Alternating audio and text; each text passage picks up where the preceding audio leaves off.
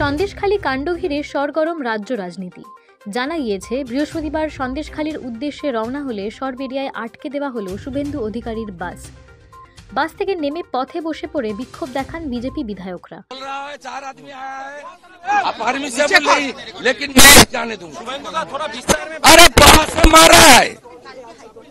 अमीनुल बोल के कौन पुलिस ऑफिसर पास से मार रहा है अपने बूट का जूता से, लीडर ऑफ ऑपोजिशन का। ए मियार DSP,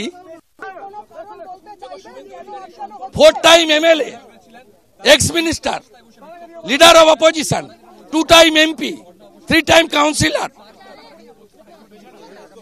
what type of behaviour? Time तो मैं धरना दूंगा, चेंज करेगा अच्छा, नहीं तो I will move to the Calcutta high court tomorrow.